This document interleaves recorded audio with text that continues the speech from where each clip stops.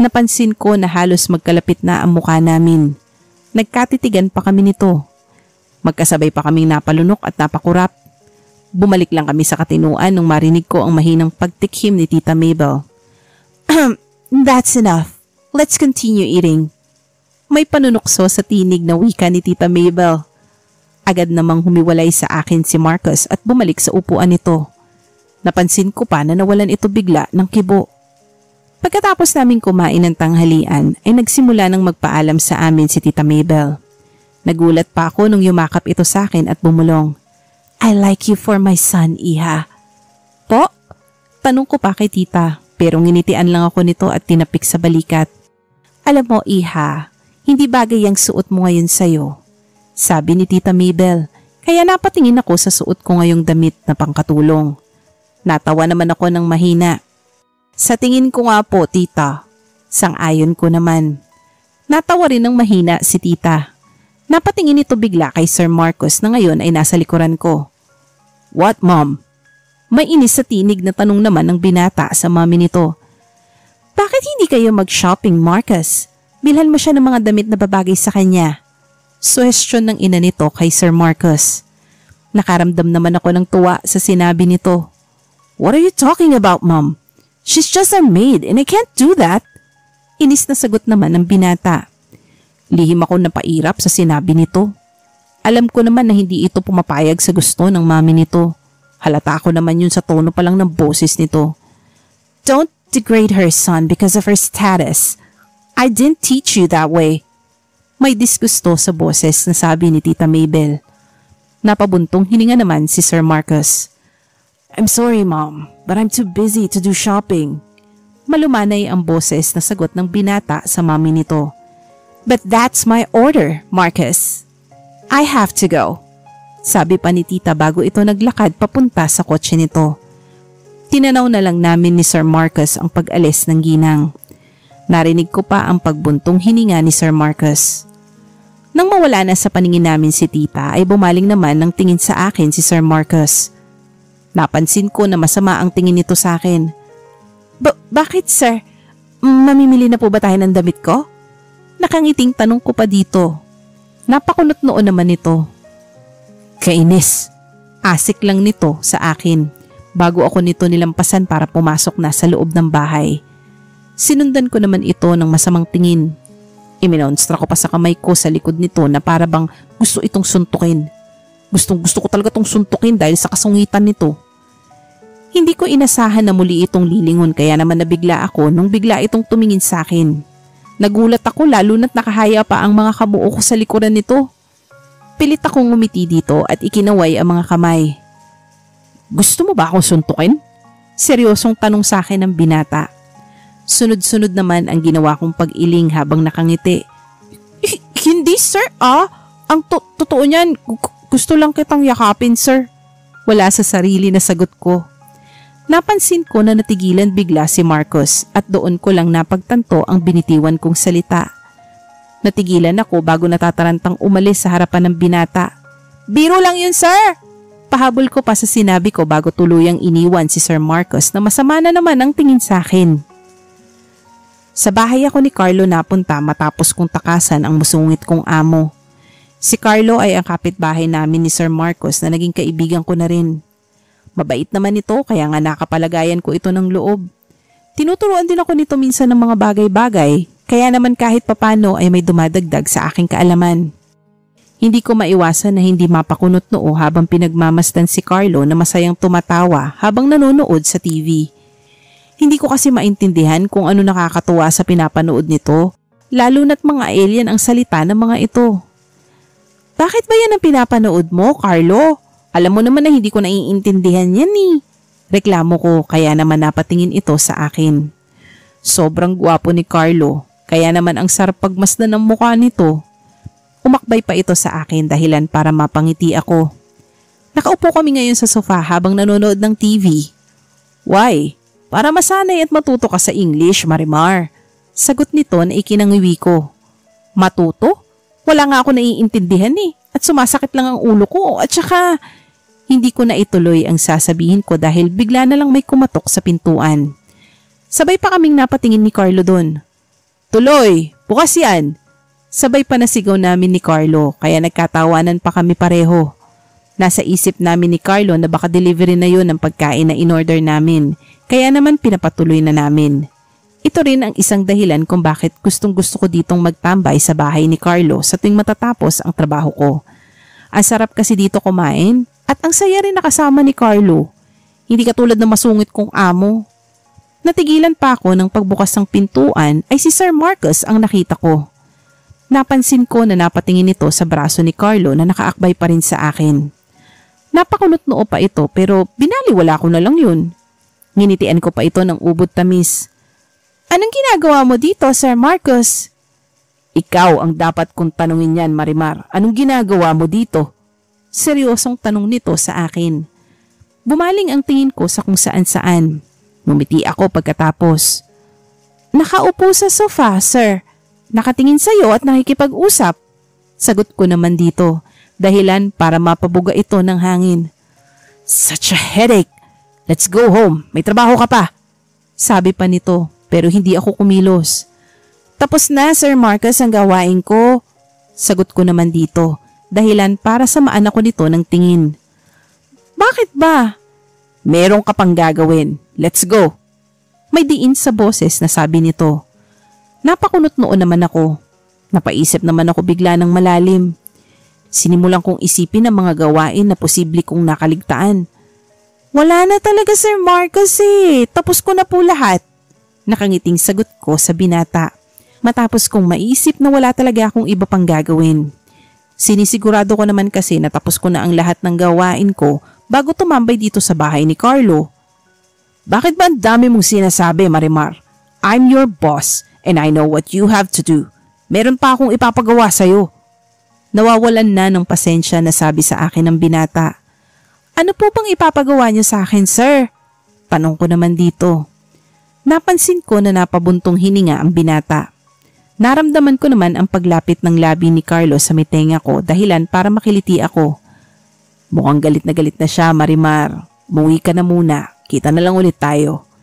Hindi na naituloy ni Carlo ang pagbulong sa akin dahil napabunghalit na ako ng tawa. Narinig ko bigla ang ginawang pag-asik ni Sir Marcos. Kainis! Nakipag-flirt pa! Narinig ko pang wika nito bago ko naramdaman ang kamay nito sa braso ko. Napatigil ako sa pagtawa dahil nagulat ako nung higitin ako ng binata palabas ng bahay ni Carlo.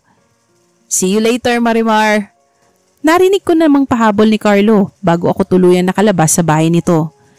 Bakit ka ba nang hihigit ka na lang dyan bigla, Sir Marcos? Ano po ba problema nyo? Stop flirting, woman! Putol nito sa sinabi ko. Po? Let's go shopping instead. Sagot nito.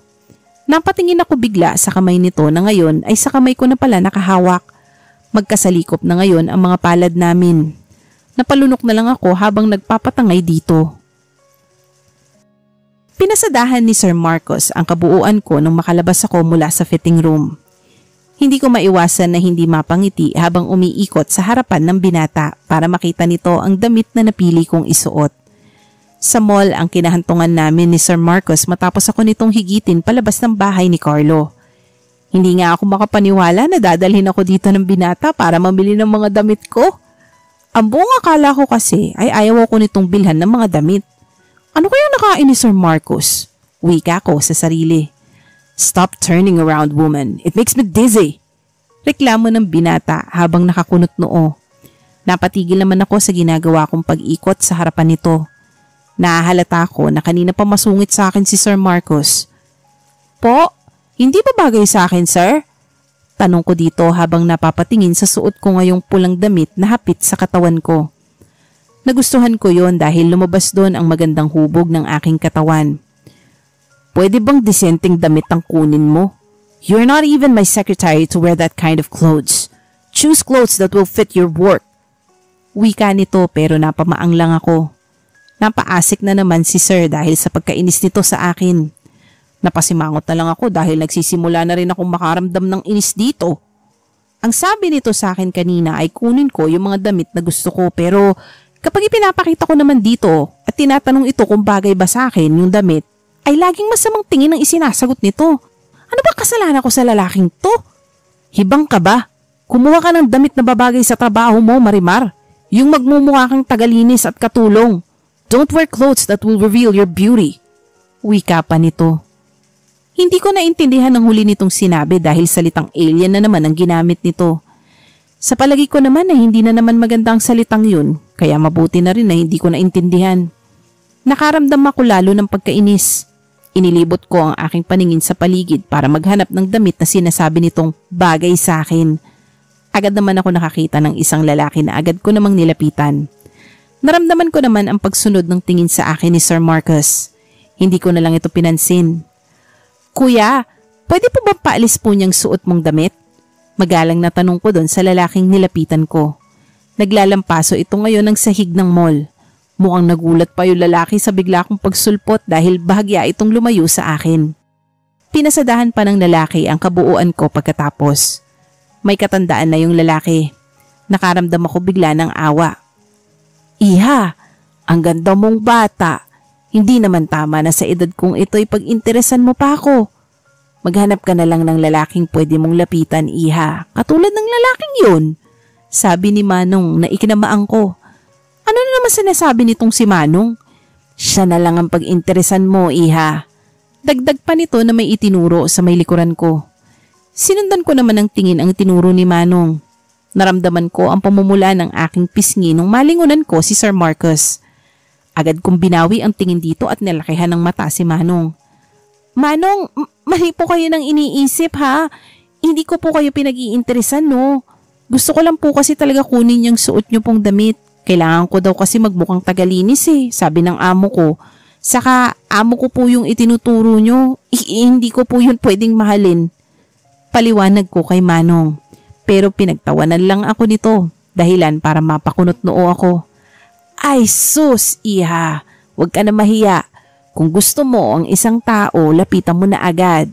Saka kung hindi mo na itatanong, habulin talaga ako ng mga babae nung kabataan ko pa. Kahit nga ngayon na matanda na ako, may nakapapansin pa rin pala ng kagapuhan ko. Wika pa ni Manong na ikinangiwi ko. Ngumiti na lang ako dito ng pilit. Oo nga po, Manong. Sang-ayong ko na lang kay Manong para hindi na humaba pa ang usapan. Sabi ko naman sa'yo, Iha Ngiting-ngiti na turan pa ni Manong. Tumangutango na lang ako. What are you doing here, woman? Biglang tanong ng isang pamilyar na boses mula sa aking likuran. Dahilan para bahagya akong mapapitlag sa gulat.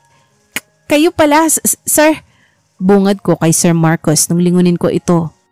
Hindi ko man lang naramdaman ang paglapit nito sa akin. Bakit ang tagal mo? Bakit iniwan mo na lang ako doon bigla? Bakit bigla ka na lang umalis at lumapit kay Manong? Ano bang pinag-uusapan ninyo? Sunod-sunod na tanong sa akin ni Sir, dahilan para literal akong mapanganga. Close your mouth, Marimar. Wika pa nito na hinawakan pa ang baba ko. Hindi ko inasahan na gagawin nito yun kaya naman bigla ako nakaramdam ng pag-iinit ng pisngi. Agad kong iniwas ang tingin ko dito. Pasensya na, Sir. Nakaiting pa umanhin ko dito. Saka napunta lang naman ako dito dahil ang sabi niyo po maghanap ako ng damit na babagay sa akin. Gusto ko lang sana hiramin yung damit ni Manong para magmukha akong tagalinis. Ang problema lang ay mukhang ayaw sa akin ipahiram ni Manong. Dagdag ko pa habang nilalaro ang mga daliri ko at hindi makatingin sa mga mata nito. Hindi ko alam kung bakit. Then what took you so long here? Bakit hindi ka kaagad bumalik sa direksyon ko? Tanong pa ng binata na halata sa boses na parabang kanina pa ito naiinip sa akin. Hindi ko alam kung bakit biglang lumakas ang tibok ng puso ko. Agad ko namang binaliwala yun. Pinag-iinteresan niya kasi ako, iho. Singit naman ni Manong na ikinamulagat ng mga mata ko. What? Reaksyon naman ng binata na sinimaan pa ako ng tingin. Hindi naman makapaniwala na bumaling ako kay Manong. Manong, grabe naman kayo, hindi naman totoo yun. Huwag po kayong sinungaling dyan. Depensa ko kay Manong na sinamaan pa ito ng tingin. Maling tao yata ang nilapitan ko. Ipapahamak pa ako ng wala sa oras. Tumawa lang ng mahina si Manong sa naging reaksyon ko na lalong nakapagpamaang sa akin. Ay, oo nga pala, Iha. Pasensya na.